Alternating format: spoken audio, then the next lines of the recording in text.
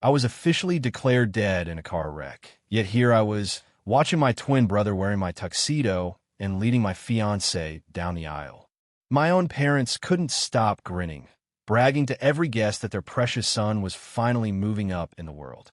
Even my grandmother had personally called to lure me to the very intersection where the accident happened. None of them realized that the son they had called to jinx his entire life was now hovering over the ceremony. Watching the bride, they whispered, was a witch dragged them toward their downfall. They had no idea that the crash, the corneas, and the talk of a sacrifice were all just a smokescreen created by Olivia. The real trap was only just beginning. It was quite a coincidence that my twin brother and my fiancée were getting married on the very day I was pronounced dead. My parents had orchestrated the entire car wreck themselves, and now they were beaming with joy. They believed that with Olivia's family backing him, their son was guaranteed a life of luxury. They never could have imagined that the bride with the captivating smile was about to drag them straight to hell. Floating in the air above the venue, I watched Olivia in her snow-white gown as she walked gracefully toward the groom's suite. She looked even more beautiful than she did in my dreams. She seemed to have lost some weight, perhaps just to make sure the dress fit her perfectly for the big day. My brother, Ethan, jumped out of his chair when she walked in, looking absolutely startled. It took him a moment to compose himself and put on a mask of tenderness. He told her that it was bad luck for the bride and groom to see each other before the ceremony, calling her Liv in a soft voice.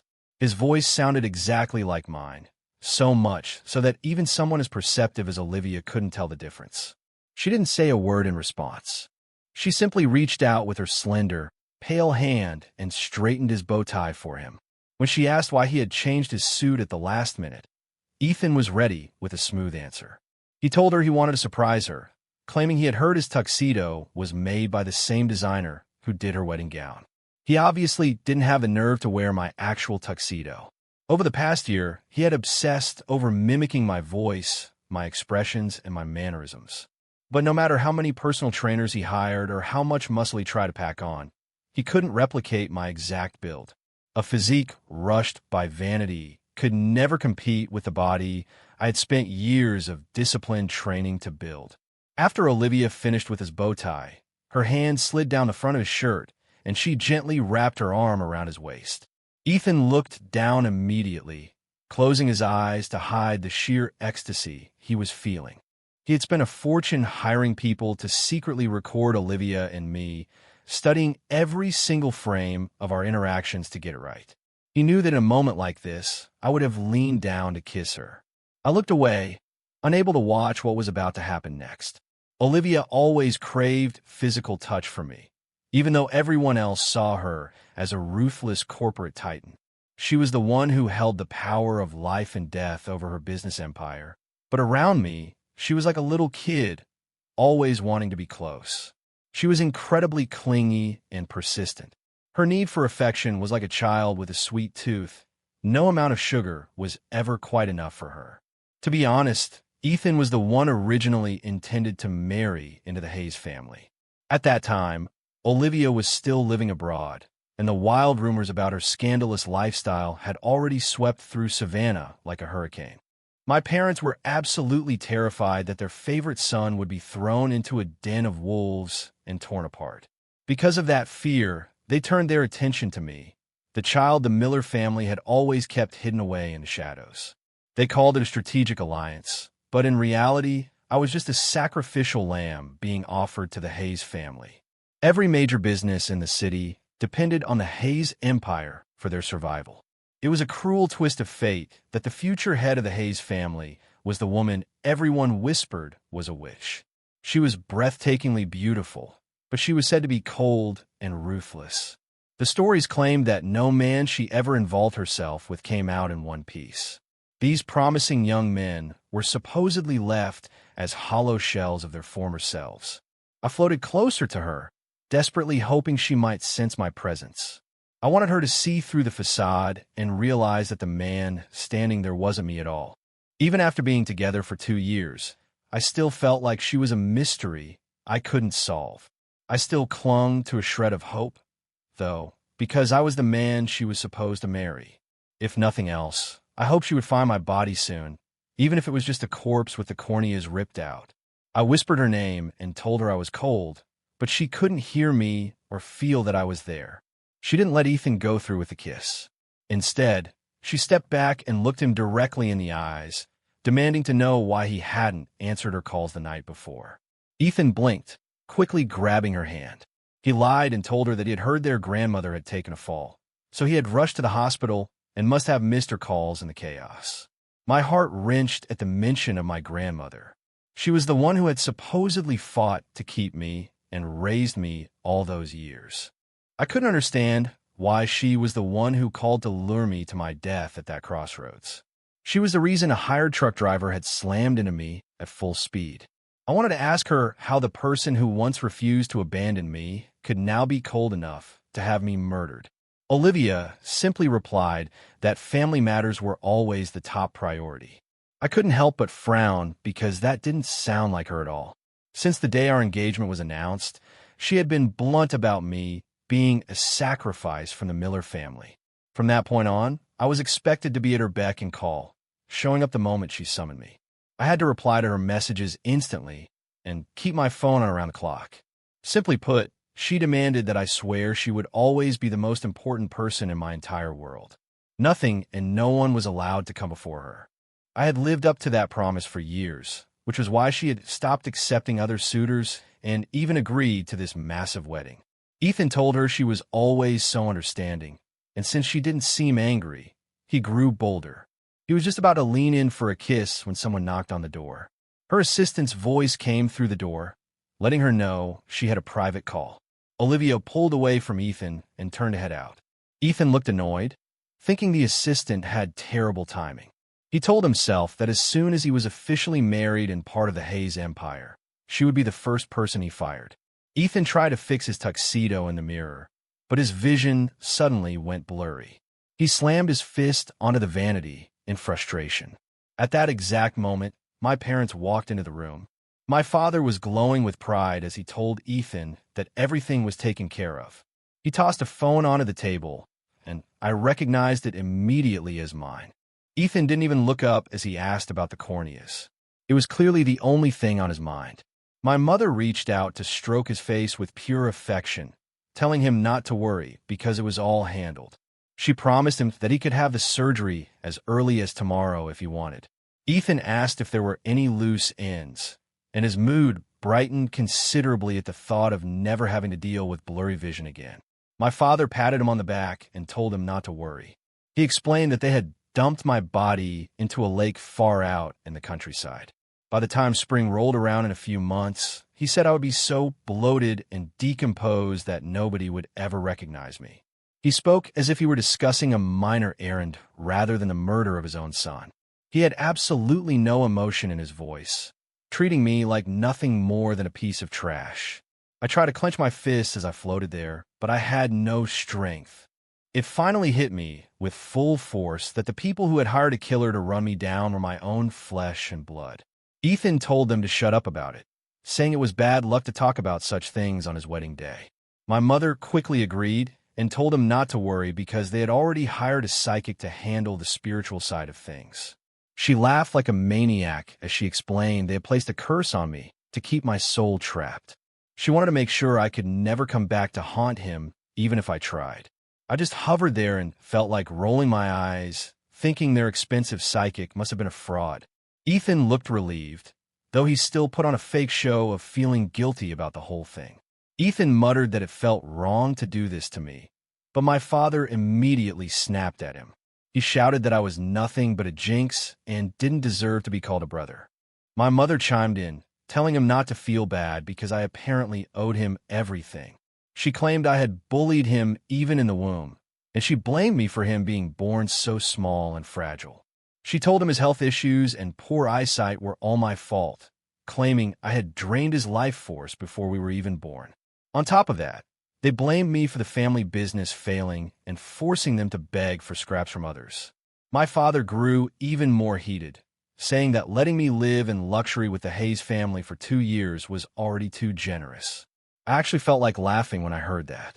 I wondered if he would eventually start blaming me for his own bedroom issues or the fact that his wife was clearly unhappy. My mother kept reassuring him that he had no reason to feel bad.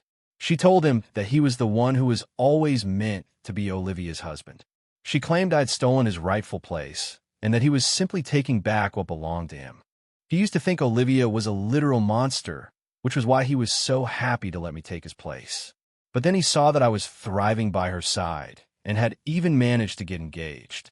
As soon as it became clear that Olivia was going to inherit the entire Hayes empire, she suddenly became a goddess in his eyes.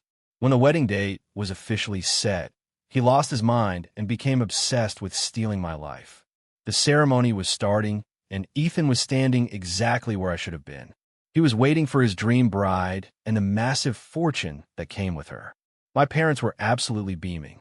They believed that because Olivia was a woman, she would be easy to handle. They were convinced that once Ethan married her, the entire Hayes empire would eventually fall into the hands of the Miller family. I drifted out of the hall in silence and found Olivia standing outside. Even on her wedding day, she was still focused and busy handling corporate business on her phone. I knew that once she officially took control of Hayes Corp, things would change. She didn't have her father's gentle nature, and she was planning to dismantle the corrupt elite families of this city one by one. She had been playing the long game for years, waiting for the perfect moment to strike. All those men she took in as sacrifices, and even this wedding today, were just distractions she had created to buy herself more time. Around midnight last night, my grandmother had called me, asking me to come to the Miller estate so she could go back with me. I was naive enough to think that family mattered and that my parents were finally ready to put aside their hatred and accept me. I had even planned to warn them to stop their shady business dealings and keep a low profile. I thought maybe I could help them avoid the absolute destruction Olivia was about to bring down on their heads. But before I could say a word, a car slammed into me on my way there. I will never forget the look on my grandmother's face as she watched me from across the street. There wasn't a single trace of grief in her eyes. Instead, she looked relieved, almost happy. I realized then that even she wanted me dead.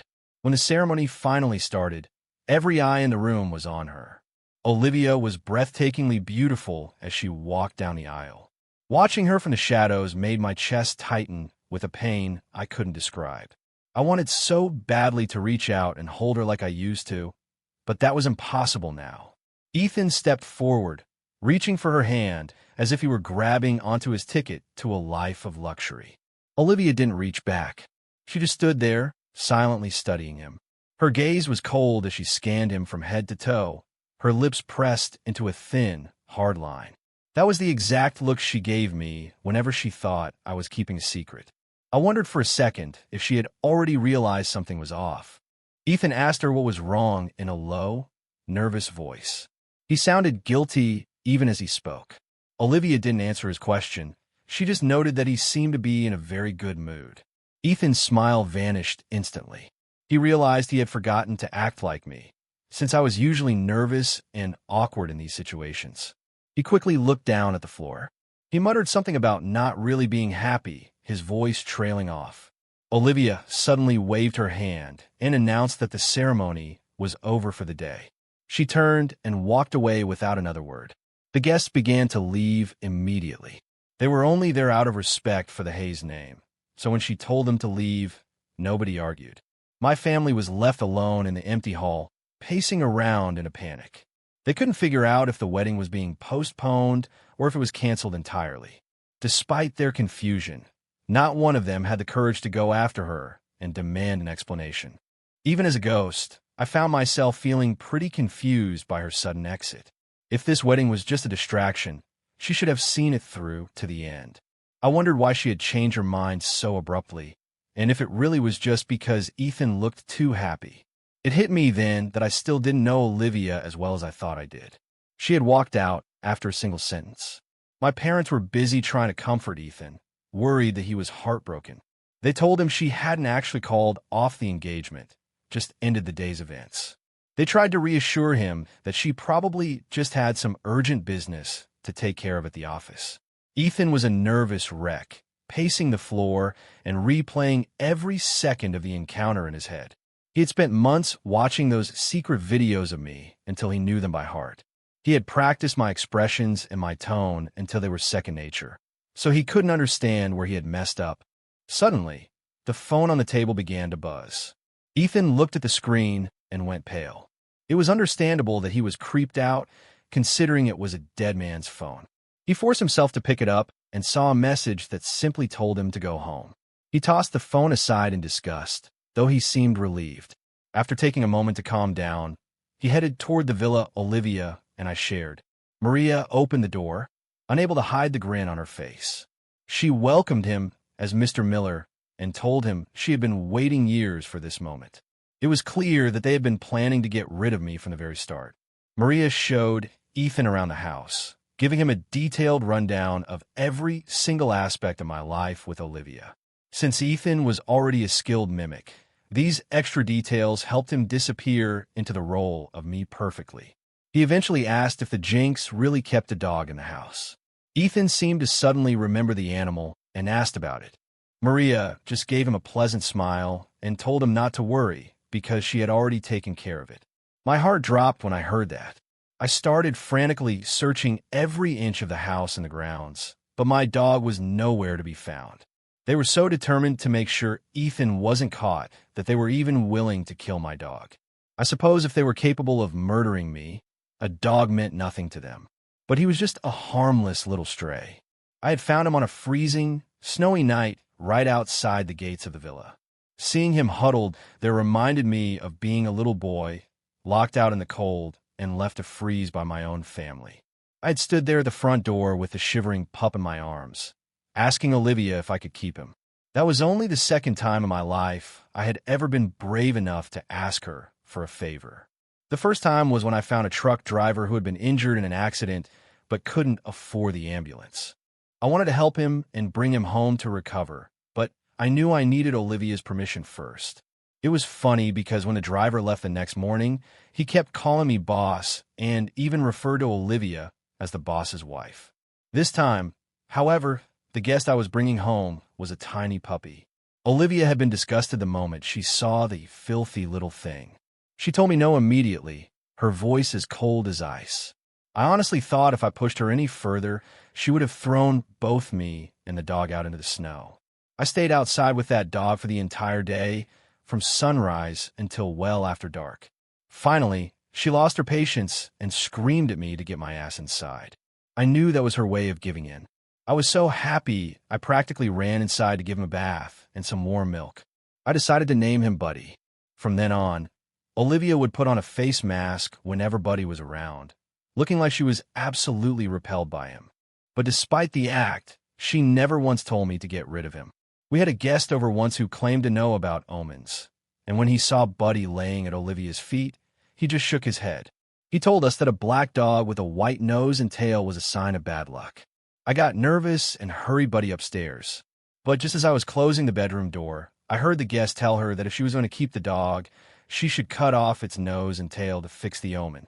I slammed the door and sat there shaking, holding Buddy close. I was too scared to even go down for dinner that night. Thankfully, Olivia never brought it up again, and Buddy got to keep his nose and tail. When Olivia got home that evening, Ethan was right there to take her coat and bag. She immediately noticed that something was different about the house. Usually, a little black blur would come charging toward her the second the door opened, but today, there was nothing. She looked around and asked where the dog was. Maria was quick to offer a smile and an explanation, saying she had been so busy with guests that she forgot to secure Buddy. She claimed the dog had gotten into the trash and eaten chicken bones that had punctured his stomach. She told her that Buddy was currently at the emergency vet on 4th Street. I was so furious, I felt like I could tear the room apart. It was a complete lie because Buddy was the most well-behaved dog and never touched the trash. Olivia just gave a distracted nod and headed upstairs, with Ethan trailing right behind her. I want to go to the vet to check on Buddy, but I realized I was tied to the house and couldn't leave. Olivia went straight for a shower, and Ethan looked like he'd won the lottery. He hurried into the bedroom to make sure everything was perfect. He had already showered and was now preening in front of the mirror. He ran his fingers over the fake mole he'd had tattooed behind his ear to match mine exactly. He was obsessed with being the perfect replacement. When Olivia finally came out, she looked stunningly beautiful. Ethan couldn't take his eyes off her. He pulled her over to the bed and began gently drying her hair for her. Every single movement was calculated, something he had practiced hundreds of times. Olivia didn't seem to suspect a thing. As Ethan's breathing grew heavier, I couldn't stand to watch another second. He reached under the pillow for a condom and was just about to open it. Suddenly, Olivia told him to get out. Ethan looked frustrated, but he didn't have the guts to argue with her. He left the room, clearly fuming. Once he was in the guest room, he tried to figure out what had gone wrong. He replayed the entire night in his head, sensing that he'd missed something important. He started muttering to himself as he thought it over. He wondered if it was the brand or the size of the condoms he'd bought. He was sure he'd followed Maria's instructions perfectly. He even wondered if Olivia's preferences had just changed. I almost laughed out loud watching him. A year ago, I had insisted on getting a vasectomy because I wanted her to have the best experience possible. We hadn't used condoms in forever. Maria was great at snooping through her drawers, but she obviously hadn't been paying close attention to the details. Ethan's phone buzzed again with a message from Olivia, saying she was going to the hospital with him to see their grandmother in the morning. Ethan's first instinct was to say no, but after the way she'd acted earlier, he didn't dare cross her. He didn't waste any time before messaging her back with a simple okay. I floated there, trying to make sense of it. Olivia had never cared about my family before, so I couldn't understand why she was suddenly so interested in visiting my grandmother. Ethan called my parents right away to warn them. I knew they were going to be scrambling to get everything ready. The next morning, Olivia and Ethan drove to the hospital. Olivia sat in the back seat with a blank expression on her face. Ethan sat beside her, looking too terrified to even try making small talk as they headed to see his grandmother. There was just enough space between them for me to float. Olivia was never a morning person, and normally she would have been in a foul mood, taking it out on me for waking her up so early. I always knew how to handle her moods, though. Usually, she would just lean against me and fall back asleep during the drive. It broke my heart that I couldn't be her pillow anymore. We pulled up to the hospital, and I felt a sudden wave of dread wash over me. My parents were already there, waiting at the entrance for us to arrive. I didn't even look at them as I drifted past. I headed straight for the second floor to find my grandmother's room. The moment she saw Ethan, she sat up in her hospital bed. She reached out with her frail hand to take his, her eyes full of genuine concern. It hurt to see that because she had never looked at me that way, even though she was the one who raised me. She hadn't looked at me like that when I was a sick child or when I almost drowned in the river. She hadn't even looked at me like that yesterday while I was dying in the street. I couldn't understand why she wanted me dead so badly. If she had just asked, I probably would have given my brother my eyes and my entire life if it meant making her happy. But she couldn't see me, and she never had eyes for anyone but her favorite grandson. My parents were acting all polite, telling Olivia that it was just a minor fall and that she didn't need to trouble herself by coming all the way to the hospital. Olivia just said she respected her elders and began asking detailed questions about the accident. She wanted to know exactly how it happened and how Ethan had managed to get her there. I couldn't stop looking down the long hallway. I had a gut feeling that my body was somewhere in this building. Taking the corneas would have taken time, and they would have needed the cover of night to move me. Eventually, my grandmother started sweating under the pressure of the questions. Olivia finally stopped and stood up, heading toward the end of the hall. Ethan looked terrified as he scrambled to follow her. Ethan asked where she was going, and she just turned around and touched the fake mole behind his ear. I felt a jolt of anxiety because I knew that was her specific signal for when she wanted to be intimate. It looked like Ethan was actually going to get to spend the night in her room. He clearly knew what it meant because a huge grin spread across his face, and he hurried to grab her hand. I followed them to the end of the hall, but I still couldn't sense where my body was. My parents seemed completely at ease, laughing and chatting like nothing was wrong. I figured they must have moved me to a different part of the hospital. Olivia gave my parents a quick look, and then headed for the stairs leading down to the first floor. My parents both shouted at once, telling her she should take the elevator. Olivia just brushed them off, saying she wasn't that fragile and that taking the stairs for one floor was no big deal. Right then, Ethan's legs seemed to give out, and he collapsed to his knees. He claimed his blood sugar was low and looked like he was about to pass out, his face covered in sweat. Olivia finally gave in and let my parents help him to the elevator. I stared at the dark stairwell between the floors, almost certain that was where they had hidden my body. My mother and grandmother stayed with Ethan while he recovered from his spell. Olivia went off to wait by herself in the hospital's VIP lounge. Ethan started complaining to our parents, asking why they couldn't even handle one simple task. My mother explained that there had been a complication with the corneas that had held them up. Ethan sat up abruptly and asked if that meant my eyes were useless too. Before my mother could even answer, my grandmother jumped into the conversation, her eyes flashing with anger. She was furious at the idea that my corneas might be no good, screaming that all her hard work over the years would be for nothing. She admitted that she had only kept me around as a spare parts machine in case Ethan ever got sick. She said I was better insurance than a cord blood bank. I felt a profound sense of loss as I hovered there. I had always believed she kept me and raised me because she actually loved me. I realized then that I was nothing more than a walking organ bank for a favorite grandson. My parents tried to calm Ethan down, promising him they would find another way to get him the corneas he needed. They reminded him how much Olivia seemed to care about him. They assured him that once they were officially married, the entire Hayes fortune would eventually be theirs. Ethan finally started to smile again after their little pep talk. He told them they were the only people who truly loved him, and the three of them shared a sickening little moment of joy. They told him he was the pride and joy of the Miller family. I couldn't stand to be in that room anymore, knowing there was absolutely no place for me in their lives. I went back to the lounge and found Olivia still sitting there. A young doctor walked in and greeted her like they were old friends. He asked her if she was there because of her allergies again, which was news to me. Olivia called him Dr. Evans and sounded very relaxed, as if she were speaking to a mentor. He scolded her for still keeping the dog, telling her for the 100th time that it was making her asthma worse. He warned her that no amount of medication would help if she didn't get rid of the animal. I was stunned to realize that Olivia was actually allergic to dogs. I couldn't understand why she had let me keep Buddy if it was making her so sick. She had literally been risking an asthma attack every day just to let me have my dog. I started to wonder if she actually cared about me more than she ever let on. Evans handed her some medication and told her again to get rid of the dog. He mentioned that he'd save his number in her phone because she'd been so hard to reach lately. He teased her about hiding her boyfriend away, but told her she needed to focus on the hospital project before he reported her to their old professor. He grabbed her phone and added his contact info while he kept talking. I was taken aback by him calling me her pretty boy.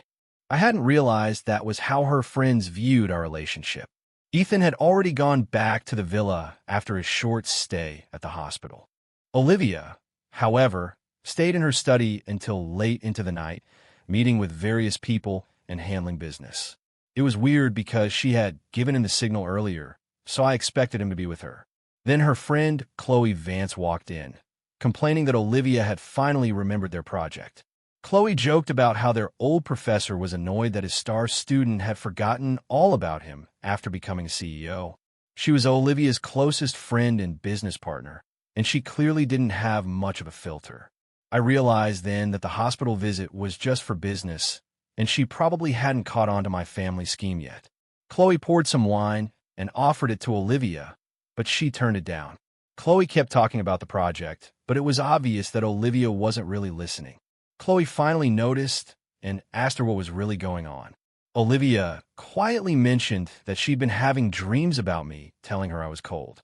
Chloe nearly choked on her wine and teased her, saying she should just tell her to leave if she wanted to go be with her husband. She jokingly called me Mr. and complained about the public display of affection. I was surprised to hear that she actually referred to me as her husband when talking to her friends. Chloe eventually left, still grumbling to herself. Olivia stayed in the study for a long time, just sitting there in silence. The faint scent of the wine Chloe had left behind began to fill the room. Olivia looked like she was about to be sick and whispered that she hoped it was all just a dream. She looked completely exhausted. She didn't even call for May to clean up. She just slumped down onto the small sofa in the corner. I wanted so badly to reach out and comfort her, but I was powerless. I was touched that she was dreaming about me, though. She eventually fell into a restless sleep, her brow furrowed in a frown. I could tell she was having a nightmare. Whenever she used to get like this, I would hold her and soothe her until she calmed down. It was the only time she ever let her guard down and showed her softer side. I felt frustrated that even as a spirit, I couldn't find a way to enter her dreams and talk to her. I wanted to warn her about my family and tell her exactly where they had hidden my body. Shortly after, the day finally came when Olivia officially took command of the Hayes Empire. She was ruthless and efficient, nothing like her father. The elite families of the city were absolutely terrified of her. One by one, the most powerful families began to lose their grip on power. Major scandals involving tax fraud, market manipulation, and even contract killing started coming to light. It turned out these families had all conspired together years ago to take down the Hayes family. They had nearly destroyed her entire family, leaving Olivia as the sole survivor. Now, she was making sure they paid back every single cent they owed in blood and reputation. My family was the only one that seemed safe for the moment, and there were already rumors that a new wedding date had been set. People were saying it was only because Ethan was so good at manipulating Olivia. Nobody could believe that Ethan had managed to stay by her side for 2 years and even get her to consider marriage when so many other men had failed. It looked like the Miller family was about to hit the jackpot. My mother was ecstatic and rushed over to the villa to tell Ethan that their family was finally untouchable. She was grinning from ear to ear, but Ethan still seemed nervous. He tried to tell her that things with Olivia weren't quite right yet, but she just told him to be patient. She argued that Olivia wouldn't have announced a new date if she didn't love him. Ethan still couldn't stop worrying about me, though, and asked what had happened to my body. She told him I was still at the hospital because the new project made it too risky to move me. She assured him I was locked away in cold storage and was probably a solid block of ice by now. She said it so casually it made my skin crawl. It explained why I'd been feeling so cold lately. I wondered why my spirit was still lingering in this world instead of moving on. Once the new date was set, Ethan grew restless. He hadn't actually managed to get close to Olivia yet, and he decided it was time to take the initiative. Olivia announced she was going out after dinner and left through the front door without her driver. Ethan immediately panicked, wondering if she was going to see another man. He couldn't let that happen and lose his chance at all that money. He clenched his fists and decided to follow her secretly to see where she was going. I stayed right by Olivia's side as she walked through the neighborhood. Even though the sun was still out and I probably shouldn't have been out in the light, I couldn't bring myself to leave her. I was feeling colder by the second and had a strange feeling that my time was running out. I thought I might be about to disappear forever. I reached out to try and hold her one last time, but she suddenly stopped walking. She whispered a question to the air, asking if I was really gone. I wondered if she could actually sense me there. I begged her not to leave me in the cold anymore. Ethan, still following us, saw a young man wave to her from a nearby shop. Ethan looked disgusted as he watched them. The guy looked completely average in every way, and Ethan couldn't understand what Olivia could possibly see in someone like that. Driven by jealousy, Ethan followed her into the shop. He was surprised to find her kneeling on the floor, gently petting a very sick-looking puppy. It was a veterinary clinic. Olivia looked up and saw him standing there, and Ethan realized he'd made a huge mistake. He turned to leave as fast as he could. Suddenly, the sick dog's nose twitched, and he lunged forward with surprising strength, knocking over his forestand. Olivia cried out his name, Buddy. When they ran outside, they saw a terrifying sight. Buddy had tackled Ethan to the ground and was frantically clawing at his coat pocket while letting out a low growl.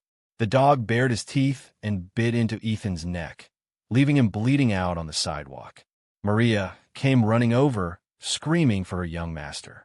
Buddy turned on Maria the second she arrived and bit her hand, making her scream in pain. Ethan tried to call out to Olivia with the last of his strength. He was too weak to make a sound, but he watched Olivia walking toward him and felt a glimmer of hope. He was sure she would save him. But before he could even whisper for help, she looked down at him and coldly asked who he was and where I was. Ethan tried to tell her he was me, reaching out for her as he sobbed and bled. His voice was thick and barely understandable. Olivia stepped hard on his hand and repeated her question, demanding to know where I was. Maria was still screaming in the background as the situation descended into total chaos. The clinic staff were all panicking and shouting. I watched his buddy, his strength failing, use his nose to push my phone toward Olivia. He had managed to pull it out of Ethan's pocket during the attack. He was whimpering softly. I knew he had only fought so hard because he smelled my blood on that phone. It broke my heart to know he would never get to enjoy a head scratch ever again. Suddenly, Olivia looked like she was going to be sick and ran for the nearest restroom. I watched her, confused and worried about what was happening to her. That was the second time I'd seen her like that. A possibility crossed my mind, but I quickly dismissed it as impossible. Then her phone rang. It was Dr. Evans again. He jokingly asked if she was being held up by her boyfriend and why she wasn't at the hospital yet. He teased her about how her boyfriend was distracting her from work. I nearly fell out of the air when I heard him. I realized why he looked so familiar. He was the doctor who was supposed to have performed my surgery. It sounded like Olivia had made sure the procedure didn't actually happen. I wondered why she never used birth control if that was the case. The idea that she actually wanted a child with me made me realize how much she really loved me. I didn't know whether to be happy or devastated. We were going to have a baby, but I was gone. Dr. Evans was still talking, asking if her allergies were acting up again. Olivia just stood there, staring at my phone. I could see her putting the pieces together.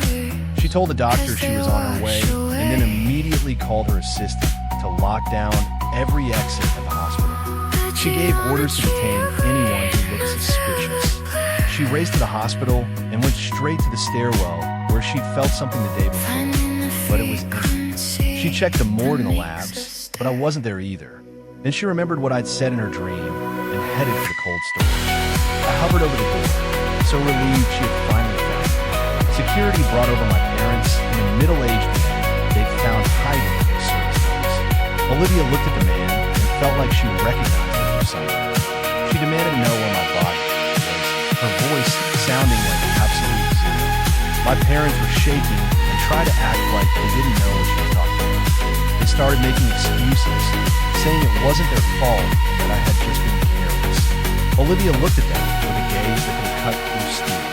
They backed away, but kept screaming that I deserved it. They claimed I was a thief who had stolen Ethan's life in the moment we were born, and that I was nothing but an impostor.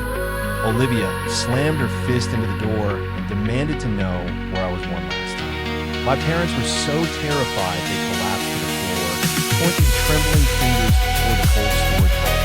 I floated toward the vault, but I felt a strange sense of emptiness. Olivia had the doors open and had the guards shove my parents inside the freezer. They were teeth chattering as they pointed at the middle-aged man, claiming they didn't know which unit I was in and that they had left it all for me.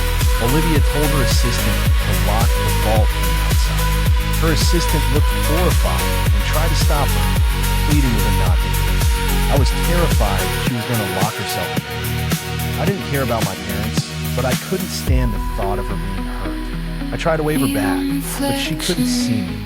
She reminded everyone that she had always said I belonged to her, whether I was alive or dead. She said she would drag me back from the afterlife if she had to. She had a huge smile on her face as she said it. I remembered her saying that before, but I'd always assumed it was just her way of keeping me under control.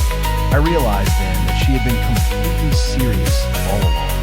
She began prying her assistant's fingers off the door frame one by one, while the poor girl sobbed and begged her to stop. The quiet middle-aged man finally spoke up, asking Olivia if she remembered him. He called her the boss's wife, and she looked at him with sudden realization. He told her that he had a rule against killing people who had saved his life. He told her I wasn't in the vault and asked her to follow him. I finally recognized him as the driver I had helped the year before. I had found him after an accident and brought him home because he couldn't afford doctor. I had even cooked him a meal while he recovered. He explained that my parents had hired him to kill me, but as soon as he saw it was me, he swerved to avoid it directly. He had found an unclaimed body at the morgue he used as a decoy, so they would think I was dead. He laughed at how my parents were too greedy to even notice the body was mine. Ethan was eventually committed to a psychiatric hospital for treatment. Once I was fully recovered, Olivia and I finally had the wedding to 6 months later, we had our first child, a beautiful little girl. She had a tiny birthmark on her nose and another one on her hip, just like the markings Buddy had. This story is a gripping tale of betrayal, poetic justice, and the power of past kindness.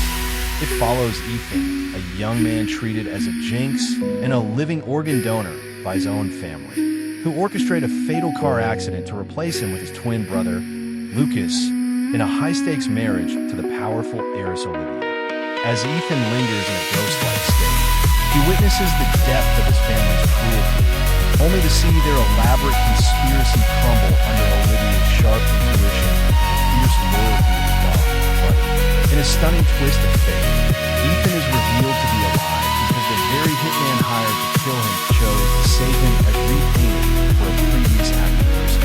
Ultimately, the treacherous Miller family meets their downfall, and Ethan is reunited with Olivia, proving that while cold-blooded greed may seek to extinguish a soul, the light of one's character and the bonds of true love are impossible to steal.